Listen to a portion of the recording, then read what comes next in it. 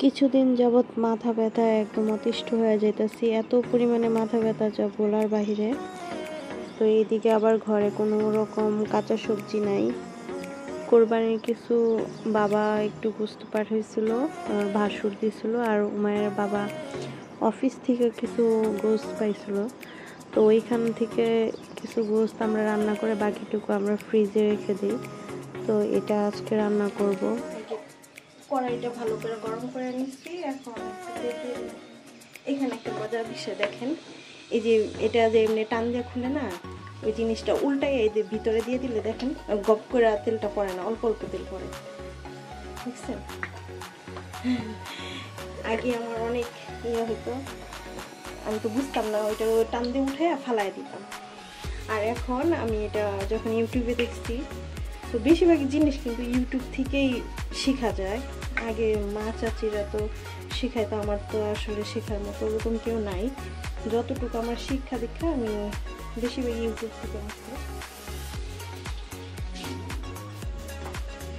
YouTube থেকে অনেক কিছুই শেখা যায়।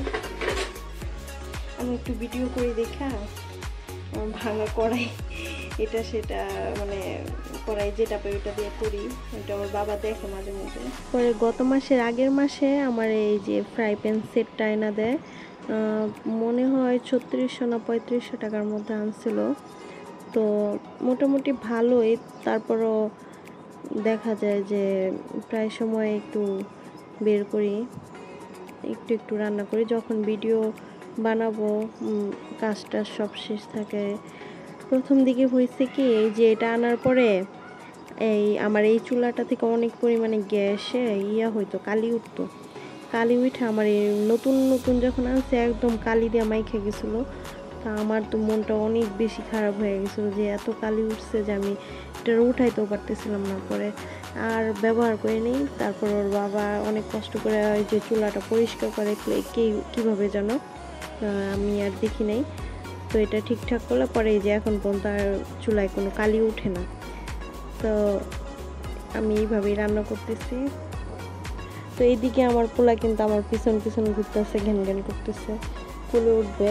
আমার পিছু এত মানে সব সময় আমার পিছ থাকে, কাছে যতক্ষণ থাকে ততক্ষণ অনেক বেশি জ্বালাতন করে। আবার দূরে বাইরে চলে গেলে, কোথাও গেলে তখন আবার টেনশন হয় যে কি হইলো, কই গেল, ব্যথা ট্যাথা পাইলো নাকি। এগুলো নিয়ে এত টেনশন লাগে যে মানে কি যে করবো। আর বিশ্বাসে তো কেউ নাই, এনে তো আমরা 3 জনই থাকি, বাবা মা কেউ নেই, শ্বশুর শাশুড়ি তো আরো আগেই মারা গেছে। তো এদিক দিয়ে আমি গরম পানি করে রাখছিলাম, মাংসও গুছানো হয়ে গেছে, মানে কষানো হয়ে গেছে। আমি এটার মধ্যে পানি দিয়ে দিব। তো পানি দিয়ে এটার অনেকক্ষণ আরো জাল দিতে হইব। ততক্ষণে ছেলেকে নিয়ে আমি একটু খেলাধুলা করে আসি।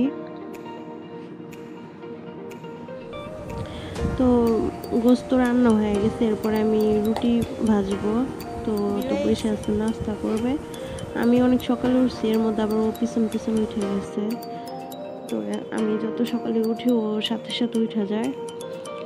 তো এইখানে একটা জিনিস লক্ষ্য করেন, আমি কিন্তু হাতে তেল নিয়ে আগে এটাকে পুরোটা মাখায় নেব, যাতে হাতেও ঘুরবে না গরম গরম অবস্থায়। এটা ভালো করে মাখায় মানে মিহিন করে নেব, একদম সফট হয়ে যাবে। তো এখন আমি এই রুটিগুলো সব একে একে বেলে নেব। আর পাশে তো দেখতেছেন আমার ছিল ওই তো দাঁড়িয়ে আছে, কিন্তু বেসিনের উপরে, আমার পাটা কিন্তু উপরে, এটা এখানেই দাঁড়িয়ে আছে কড়াইয়ের পাশেই। তো ছোট ছোট পাও কিন্তু সাইডে দেখা যায়। তো মানে সবসময় পাশে লেগেই থাকবে। মাকে ছেড়ে না জ্বালায় কোথায় যাবে, মারে তো জ্বালাইতে হবে, বাচ্চাদের তো কাজই এটা। তো আমি একে একে সবগুলো রুটি আগে ভাইজা নেব। তো ভাইজা নিয়ে ও আর আমি নাস্তা করে পরে দিনের কাজগুলো করা শুরু করে দিব। তো ওকে আমি ডিম আর পোস্ট করে দিচ্ছি, ডিম পোস্ট আর একটা রুটি দিচ্ছি, গরম দেখে খাচ্ছে না। আর এদিকে আমি রাতের শুটকি, বেগুন, আলু দিয়ে তরকারি রান্না করছিলাম, ওইটা দিয়ে আমি খেয়ে নিচ্ছি। আর একটা ডিম পোস্ট আমিও নিচ্ছি, কারণ সারাদিনের কাজের জন্য আমার একটু শক্তির প্রয়োজন, আমার আবার লো প্রেশার হয়ে যায়। তো আলহামদুলিল্লাহ মা আর ছেলে খেয়ে নিলাম। তো এই পর্যন্ত আজকের ভিডিওটা। আপনাদের ভালো লাগলে সবাই পরের ভিডিও দেখার জন্য আমার চ্যানেলটি সাবস্ক্রাইব করতে পারেন, না লাগলেও জানাতে পারেন। তবে নতুন যেহেতু সাপোর্ট করাটাই উত্তম। তো বাই বাই, সবাই ভালো থাকবেন, সুস্থ থাকবেন। দেখা হচ্ছে পরের ভিডিওতে। আল্লাহ হাফেজ।